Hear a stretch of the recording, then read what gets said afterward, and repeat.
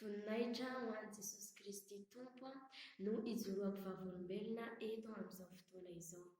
Ny ijoroako vavolombelona izany dia momba ny tsy fanarahako ny sitrapon'i Jesosy tamin'izaho mbola nanaraka ny fanaon'izao tontolo izao, mbola tsy nandray an'i Jesosy tato anatin'ny foko izany, fa mbola nanaraka ny fanaon'izao tontolo izao miaraka amin'ny namana mandeha any amin'izay toerana tsy ankasitrahan'ny Tompo dia tamin'izany moa izany nitoetraka izay mbola nanagejana dia ny fitazomana lompo, ny fananana alahelo tamin'ny olona, tamin'ny fianakaviana ary ny toetra ratsy izay tsy ankasitrahan'i Jesosy moa izany dia ny fitazomana lompo tato anatiko.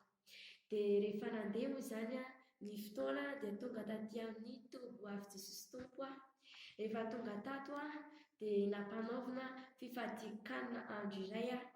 Rehefa nanao fifadikanana dia novain'ny Tompo tamin'ny toetrako, tamin'ny fitazomana lompo sy ny toetra ratsy rehetra izay fitazomana lompo izay, fananana alahelo, fahatezerana, mora tezitra.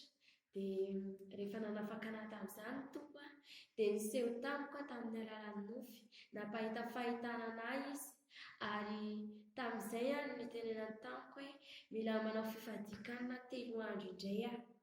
Dia nataoko moa izany ilay fifadikanana 3 andro ary rehefa nataoko ilay fifadikanana dia niala tato anatiko indray ny fahatezerana, ny fitazomana lompo izay tsy mahay mamela heloka dia nanala anahy tao anatin'izay fifadikanana 3 andro izay izany ny Tompo.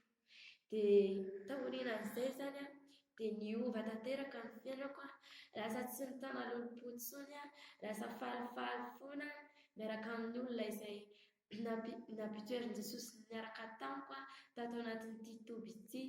Dia ny fanentanako aminareo izany dia ny mba hanananareo fifaliana foana, ny mba hanarahanareo sitrapon'ny Tompo, ny mba tsy hanana fahatezerana sy lompo ianareo, tsy hanana alahelo na amin'iza na amin'iza, fa mifalia foana ary mivavaha amin'ny Tompo mba hanafaka anareo amin'ny gezan'ny Satana rehetra, ny gezan'ny devoly rehetra izay manome anareo mba tsy ho anatin'izany intsony, fa hivavaka tanteraka, hitodika tanteraka, handeha amin'ny fahamarinana sy ny fahamasinana amin'ny asan'ny Tompo izany.